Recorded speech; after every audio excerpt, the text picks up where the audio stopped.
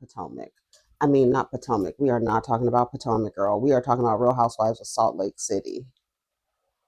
I'm trying to. This is the light that I like. That other one was so. That other one was so bright. My glasses have stayed clean. Um, let's see. Yeah. All right. So let's get started. I'm over here looking like a little boy. Okay, what's up, everybody? It's me, Erica. We are down here, girl, girl, girl, girl, girl, girl, girl, girl, girl. We are down here, girl. We don't have nothing to talk about, but we do have to talk about Salt Lake City. I gotta watch Bell Collective, y'all. I literally have 3 videos to edit from Friday. I don't even think y'all saw Friday's videos, so we gotta go. We gotta Let me go make sure my notes. Okay. What's up? We're down here to talk about Real Housewives of Salt Lake City. I gotta go watch Real Housewives of Mississippi, of Jackson, Mississippi. I gotta go watch Bell Collective, and then after I watch Bell Collective, then I gotta do a review on that. And then what did I watch this weekend? This is already 13 minutes. See, this is what happens.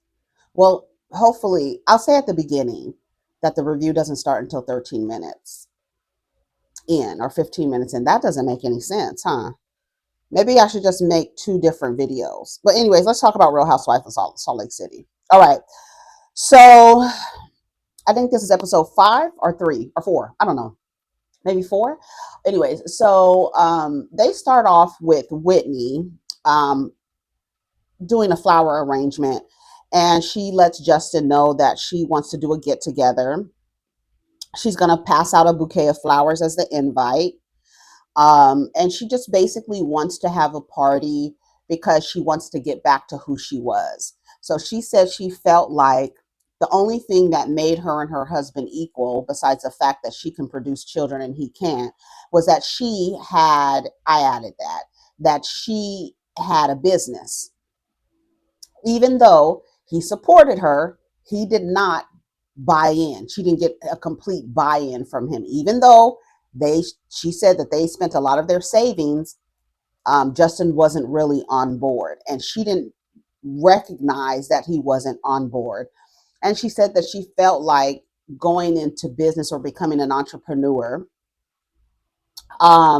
she felt like she abandoned who she was, the fun party girl who gets tattoos, who cheated on her first husband and got disfellowship from the Mormon church for cheating with Justin. They got kicked out of the church.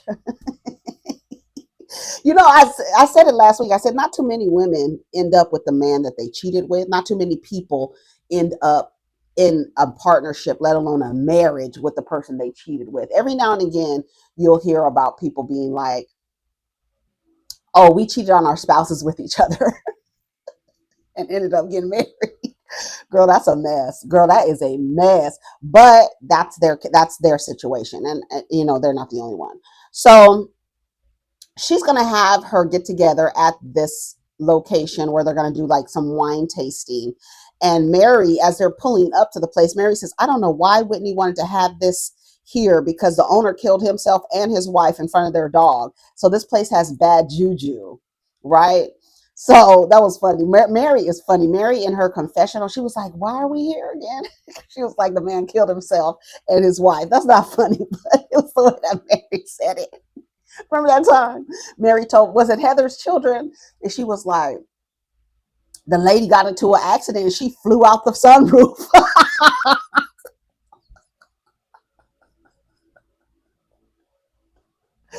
Girl, I think that was Heather's children. And they were like, what? They were like, yes. And she flew out of the sunroof and they found her somewhere else down the road. I was like, Mary and her stories, child. It is so funny. So, anyways, Meredith, she sets her eyes on Lisa. So on the previous episode, Angie K told Meredith that Lisa tried to get her to look up information on Meredith to use as ammunition the next time they get into a fight. So now Meredith sees Lisa for the first time since Angie told her that. So she says, we're going to have a conversation. She said it's going to be a big problem if what Angie said was true. So Whitney gives a toast about not feeling free. She says she wants to change. She wanted to change and conform into who she thought Whitney had to be, and that she ended up losing everything, right? And that's what I say. Like when you're going into business or when you're starting a new project or something, it literally has to be in alignment with who you are, or it is not going to work. I don't care how many prayers, how many candles you light. If what your project that you're working on isn't in alignment with who you are, it will fail. Ask any entrepreneur who started to take a path that wasn't in alignment with who they were. Wasn't That's not even who you are. Erica, why are you down here selling wigs? You're bald headed. I just want to start a business. I hear the bundle business, Go Naked Hair, is doing numbers. You're doing Kim K numbers, girl. Shout out to Horsha. Somebody said they didn't understand the convictions of a wife. I said Portia doesn't understand y'all don't understand the convictions of a whore. That's what Portia said. She should have a shirt. You will never understand the convictions of a whore. But then she would have to admit she was a whore, and we can't admit that she's a whore. She just has to be a. Let me just shut up. This is not even about her. But anyways, I would think that if you go into business, it should be in alignment with who you are. I've always said that. And that's like, I remember when I realized that there were people who, I heard a woman say she was motivated by money, and it turned me off. I was like, oh my God, motivated by money. I feel like if you're motivated by money, you'll do anything for money. I mean, you don't have no scruples or principles around money if you are motivated by money. So somebody could just flash some dollars in your face and you will fall in line. I don't trust people like that. And so ever since I heard that lady say that she was motivated by money, it was something on the screen. I was like, what's back there? Something on the screen. Ever since that lady said she was motivated by money, I've always said to myself, if I'm ever around someone who just chases money, then I know not to trust that person. I just know like where to put that person, right? Doesn't necessarily mean that I won't be in company of that person, but I just know that if you're a person motivated by money, in my head, I have associated that to mean that you will do anything for money and that you don't have any scruples. You understand what I'm saying? That's how I see it. So, anyways, she ended up losing it all. She says she's going to get back to the fun, free spirited, loving, wild, sexy Whitney that she is. Whitney lets everybody know that she invited an intuitive consultant, tarot reader, um, Terrence Turner. He looked so familiar. He really looks familiar. I don't know. He reminded me of, like, he would be a dancer on a cruise or something. I could just see his big ass like a bear, his big ass dancing with a rainbow flag on or something like that. That's what I got. That's the image that I got of him. I was like, I could see you on a cruise dancing to the rhythms. Anyway, so he's coming. Everybody's excited about it, of course, except for Mary, because Mary is the Christian, and she's a pastor of a church. It would not look good if the pastor of a church is over there getting tarot readings. You're supposed to say that's against your religion, right? I just saw Norman Freeman. Norman Freeman, the comedian, and he has the wigs on, and he be at the wig, he be doing his head like this. Girl, he shared on Twitter that a woman denied him services, well, discriminated against him because he was gay, and then literally had to say, this is not discrimination.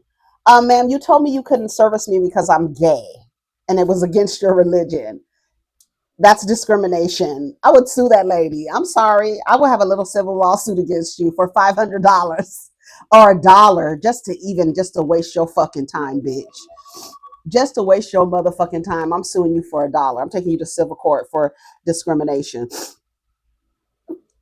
She literally told him that. But that's what old boy was giving me. He gives me like Big Bear on a cruise. doing being the cruise, being the head of the parties and stuff like that. He just gives me big bear energy. So anyways, so Mary says she's not gonna deal with it. And hold on, let me do one thing and then I'll be right. We're back. All right, so okay, so we're done with that. So he's gonna do the readings for them. Okay. So they did a wine pairing. It was funny because they were doing they did a white, I can't remember what it was, but they did a white wine and they paired it with some salmon, little salmon cones. They were like little cones that had salmon on top of them. um, Heather said it was smoked salmon. Mary asked the woman that they were passing around, she said, "Is this tartare?" And she's like, "Yes, it is."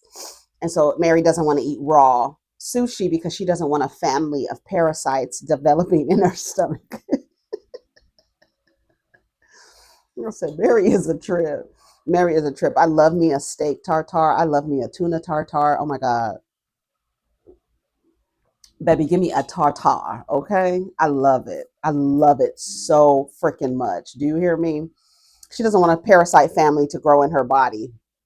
Angie shares that she's selling her home, and Brittany is a real estate agent. So Brittany starts looking. She was like, "You're selling your home? I didn't know that." So she's a real estate agent. So of course she's thinking to herself, "Why didn't she ask me? Bitch, I don't even fucking know you, and you're a liar, and you're a weirdo about your children." And like Brittany, the way she is about Jared Osman and the relationship with her children, that would completely turn me off from her. I would not. I would have zero respect for her. I wouldn't call you to sell a fucking ice cube to an Eskimo, bitch. I'm not. I'm not.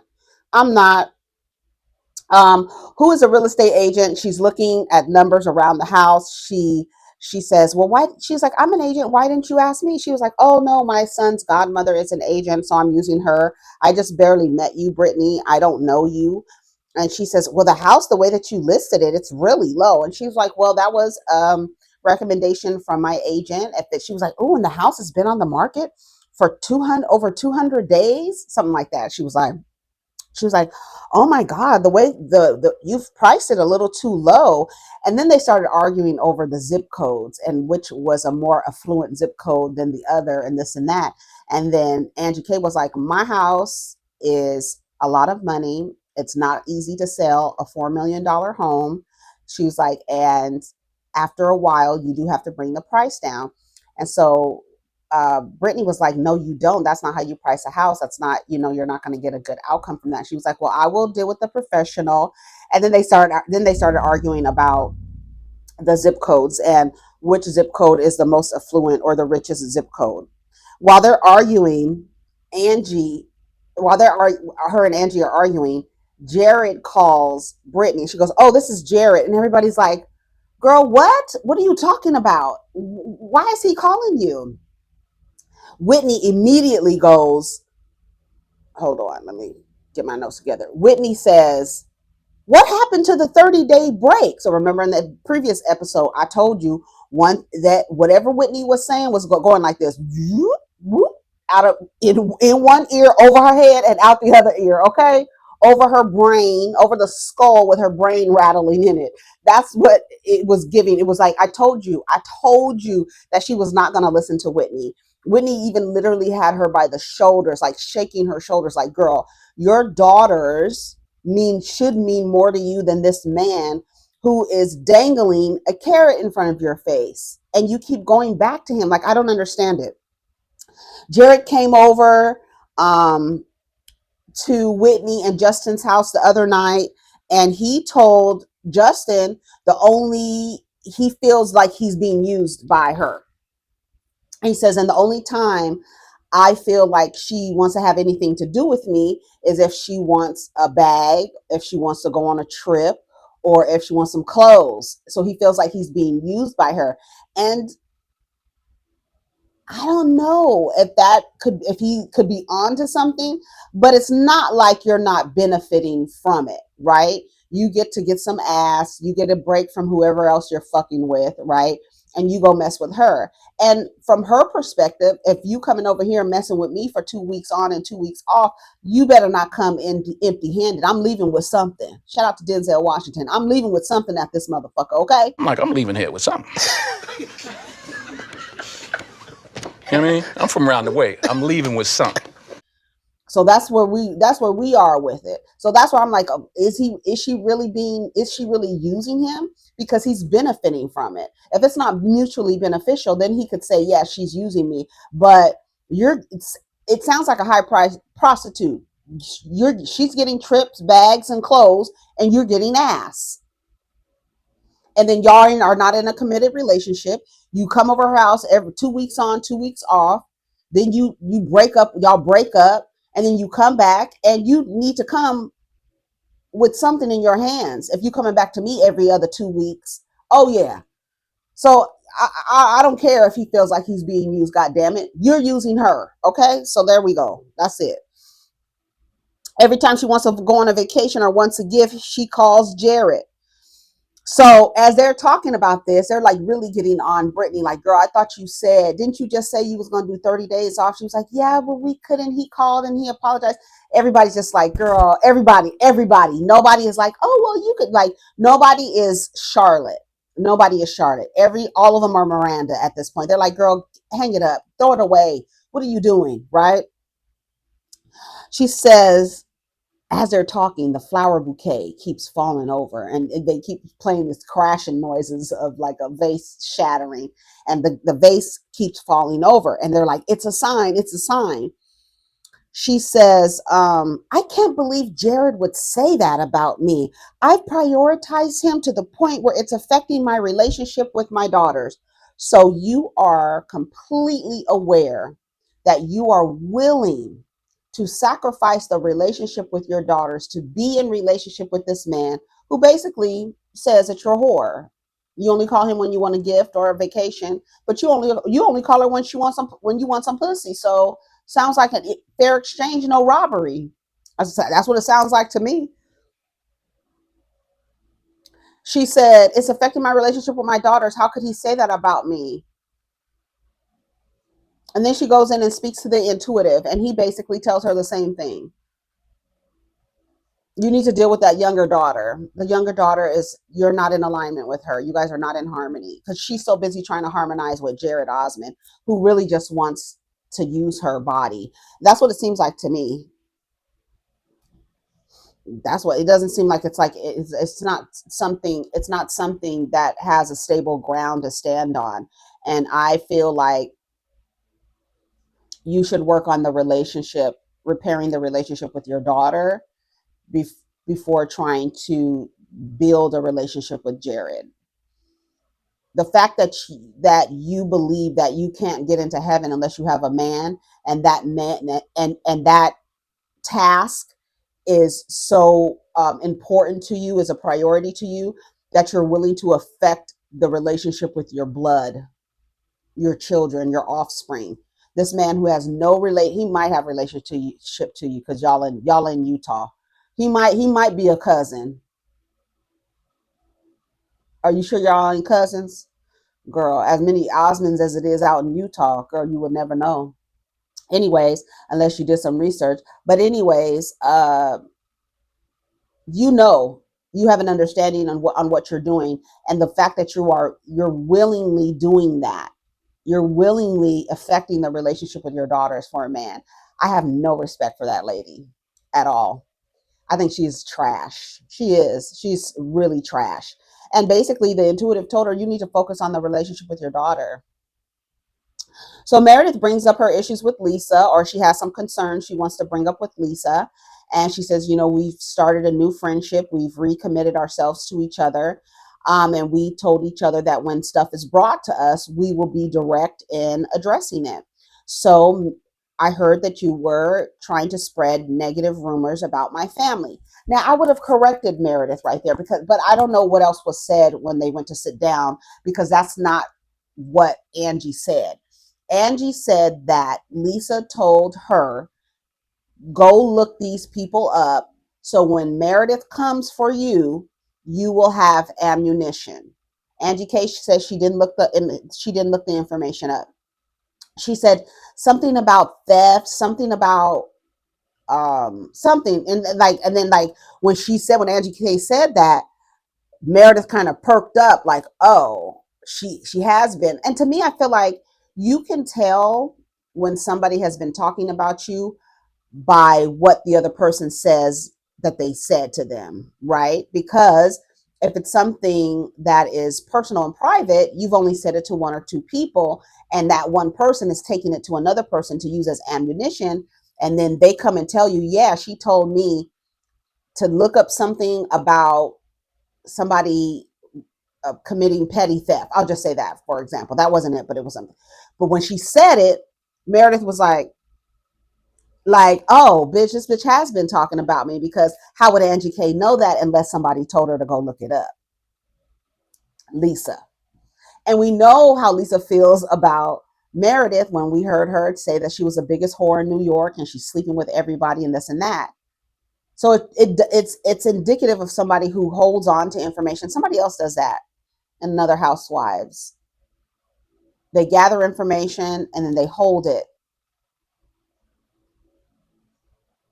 Who does that on Housewives? It's somebody else. It's not just Meredith. It's somebody else that does that. Not Meredith. I meant Lisa.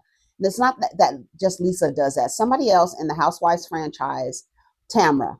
Tamra goes and looks for information on people, and then she holds on to it and then blurts it out in an argument. And then you're like, girl, what the fuck did you just get that from?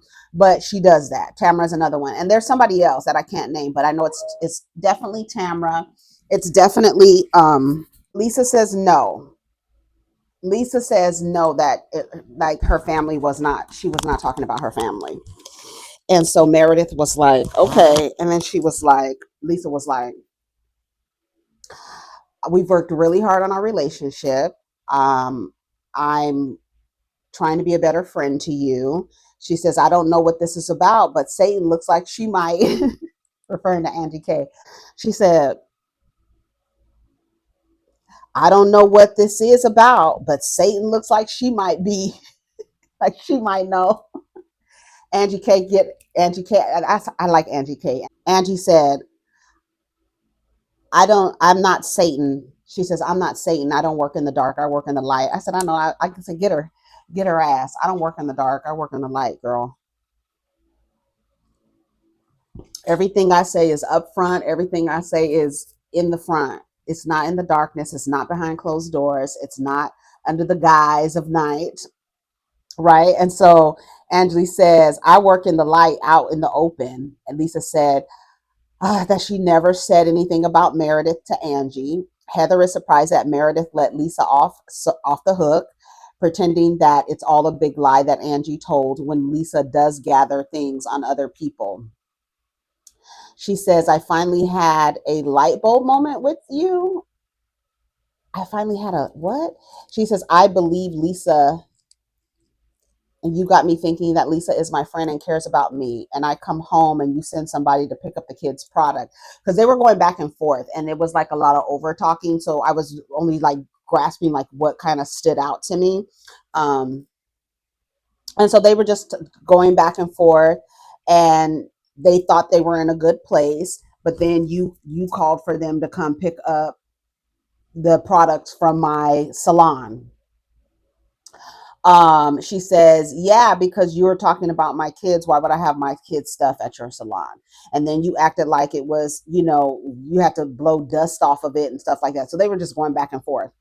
So then Brittany is in there with the tarot reader, who tells her that she needs to pay attention to the relationship with her youngest daughter. And then Bronwyn was told to focus on her mother, that like you might be focused on your dad, but your mom needs some help too. And you know what?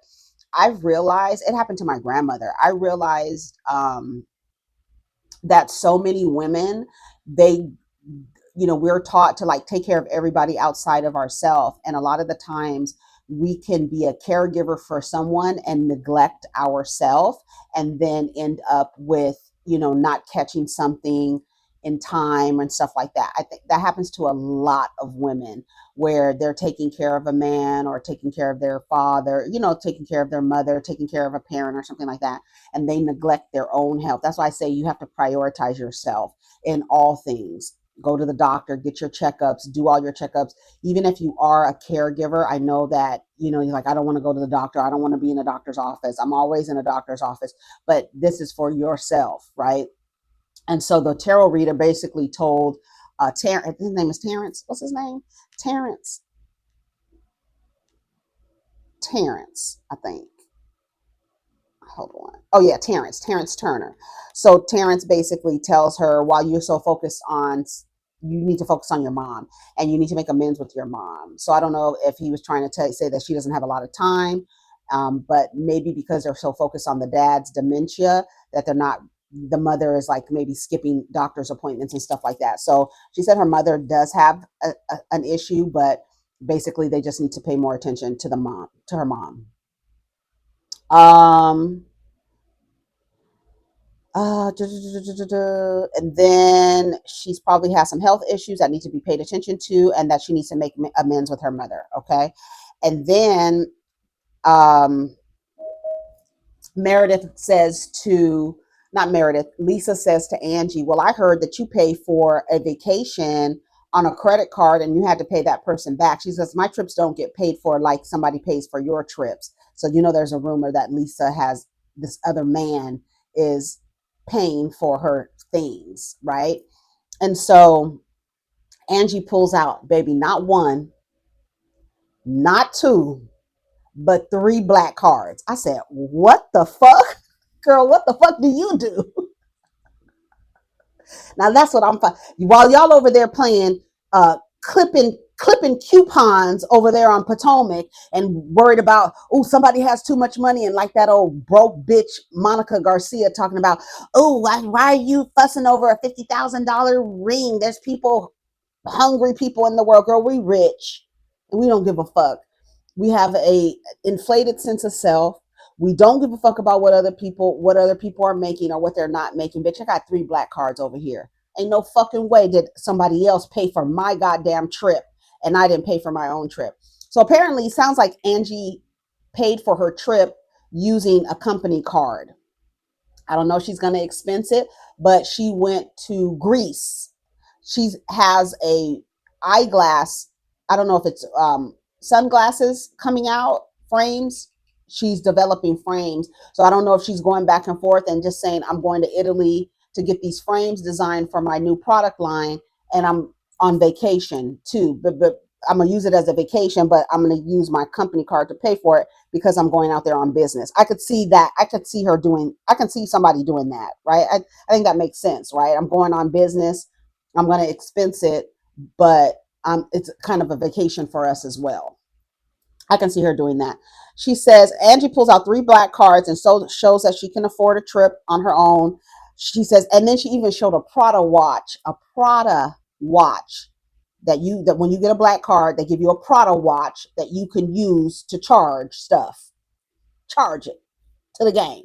I said, Angie was really flexing on Lisa. And let me tell you something. Go back and watch it. I love when Angie be going off on Lisa. And I think that Lisa likes it too, in a sense, because she stops to kind of hear what Angie is going to say.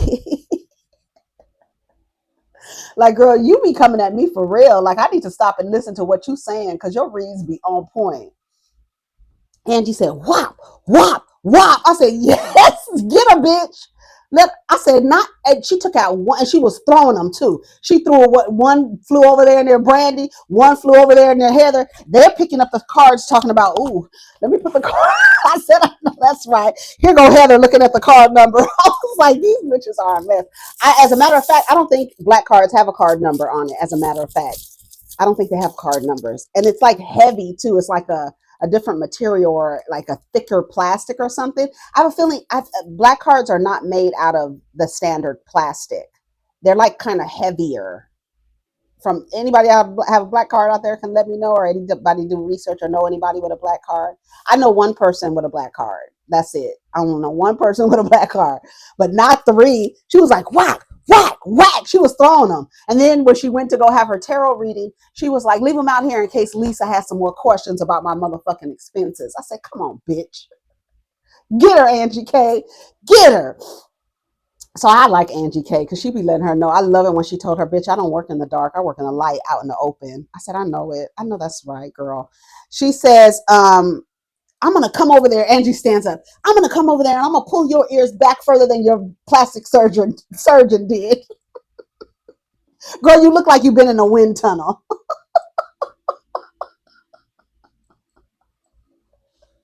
Get her. Girl, I love it. I love it. She said, I'm going to come over there and pull your ears further back than your facelift surgeon. She said, you look like you've been in a wind tunnel. She said, girl, I'm not jealous of your face. Lisa really thinks she is that girl. And to me, I feel like the reason why Lisa thinks she's that girl is because she's in Utah. You could not be in LA, Miami, New York, Chicago, Houston with that attitude that you are that girl. You are not that girl. You're that girl because you're in Utah. Let's be fucking clear. Because any other major metropolis, you're just going to blend in with everybody else, especially amongst the white girls. You just look like a average white girl in Utah. I think Lisa is pretty too. I think I like when you look at younger pictures of her, she was really pretty. But I think that's why she has such an inflated sense of self is because you're in like I know Salt Lake City can be considered a major city, but it's not a major city compared to like if you couldn't the way that you acting, you couldn't even pull that in Orange County. Beverly Hills, no ma'am. Absolutely not. But you couldn't even pull that in San Francisco. The way that Lisa acts, no. You're not that girl. You dress regular.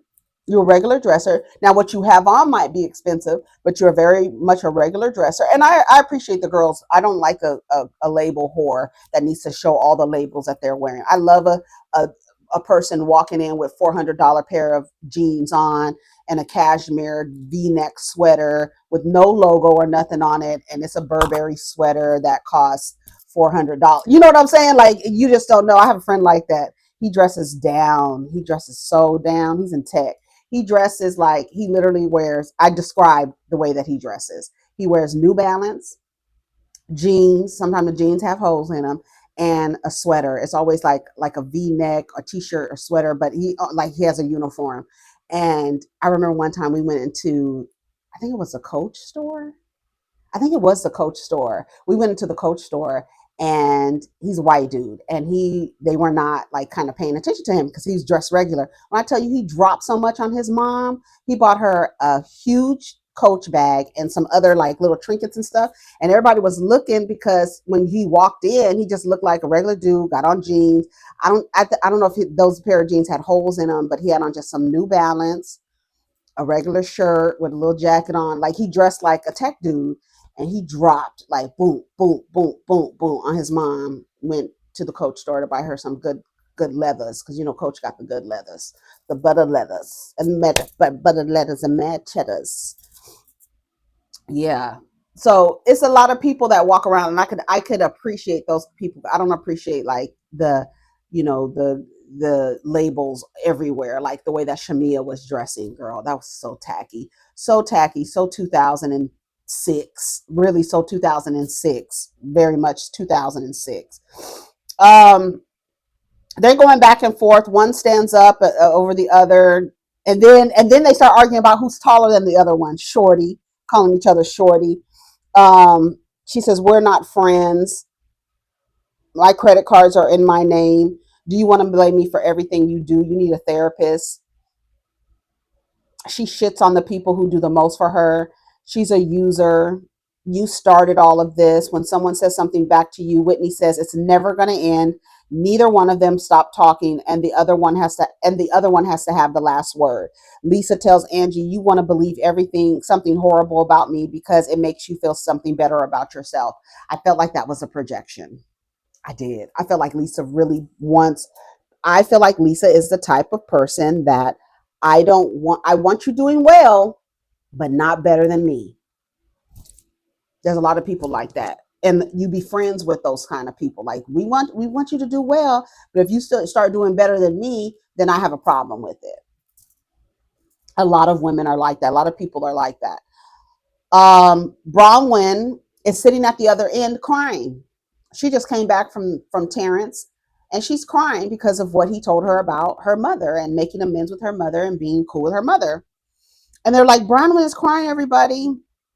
Bronwyn says there has to be a boundary, that you can't stop, you can't talk about each other's children. You guys have to stop talking about each other's children.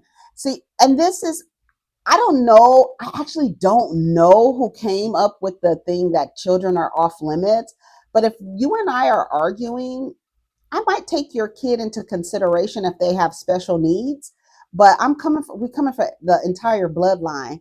Your son's C line Walmart product, girl. Angie was wearing Lisa out. She was wearing her out.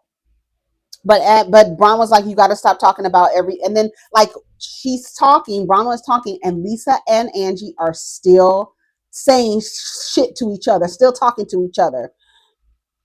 Why don't you pick my cards up and go to Nordstrom? I don't go to Nordstrom. She says, oh yeah, because your man buys stuff from Nordstrom. Lisa says, what about you and this soup man, and the soup man, the guy that makes soup? Andrew's like, I don't know what she's talking about. I don't have that. This is goes to prove that Lisa finds stuff on people and then blurts it out in an argument. And then everybody's looking around like it has no context. It makes no sense to the argument. It doesn't go along with anything. And you're just blurting something out that is, and then she starts looking nervous after she blurts something out. Like, did they hear what I said?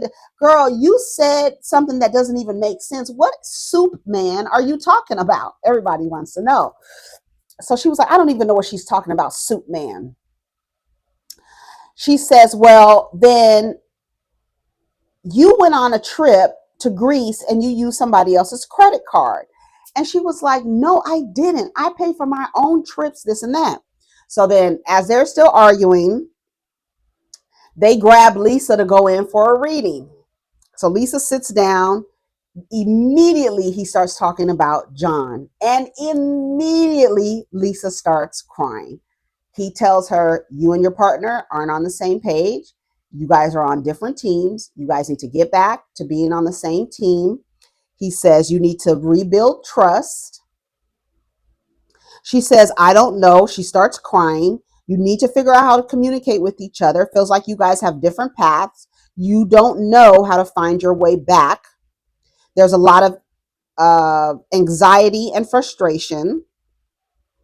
And she says marriage is hard and she's going to not get emotional today. She was in her interview and she says she just feels like he's her best friend, and lately it doesn't feel like they're on the same team. So John and Lisa are having problems, and we don't know, is it from Lisa getting money from another man, having a relationship with somebody else? We don't know. But when people bring it up, she has a reaction as if they're like telling the truth about the situation.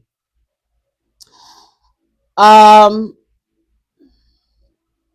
oh, Heather and Mary tell Angie, when you and Lisa were friends, you were okay with her antics and her tactics of going after people. And she was like, what? She was like, when y'all were friends, you were okay with it. When y'all were friends, you were okay with it. You were doing the same thing as her. And then Mary says, you always want somebody to listen, but you just keep talking. Stop talking. And she says, when you were her friend, you went along with her, Angie. I said, get her, Mary. Angie gets her cards. She goes and gets her cards read. He tells her, you got something coming out, a product or service. And she was like, the only people who know about her coming out with an eyeglasses, sunglasses product line is her and a couple other people. There's no way that this man could have known about it. So he tells her, you got a product, you need to focus on that. It's going to be, good for you. Focus on that. And she was like, oh, so she was really excited. I apologize for saying, oh, so they come out and everybody's sitting around the table. Lisa apologizes to Bronwyn for the gout dick comment. Lisa says that somebody has a thin skin.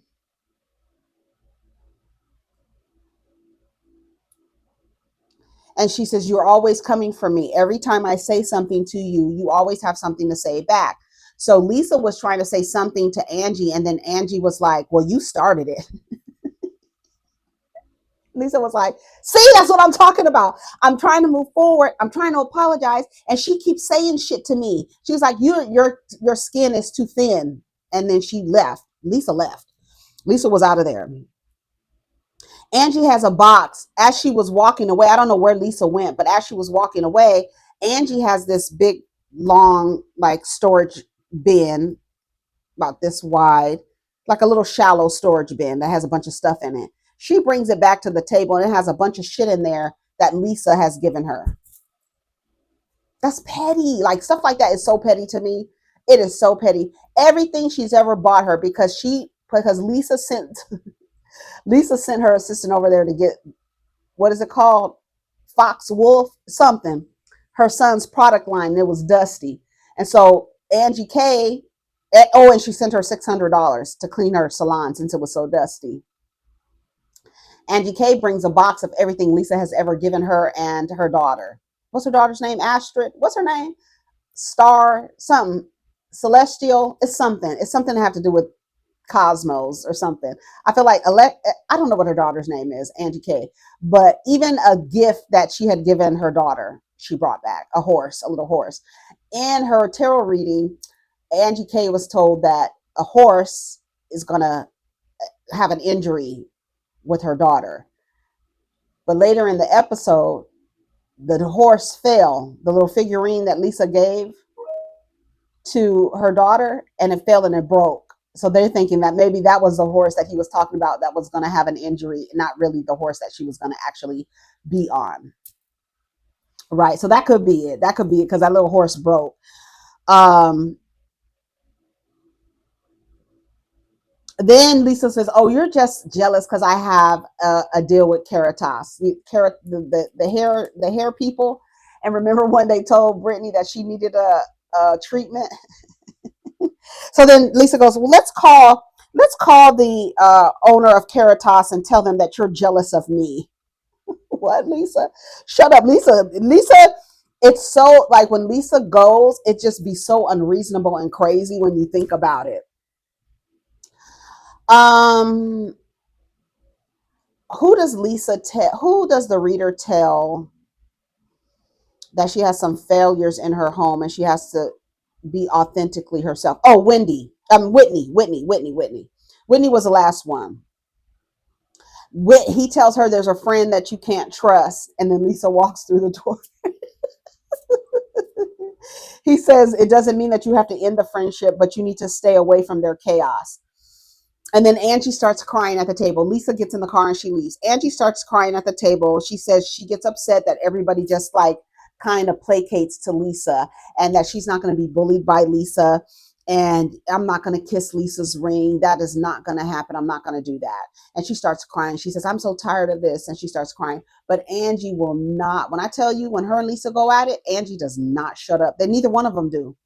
So it's really hard to talk to them. Even Mary took Lisa off to the side and was like, "You're a businesswoman. You're a mother. What are you over here arguing? The stuff that you're arguing about doesn't even make any sense. What you're arguing about."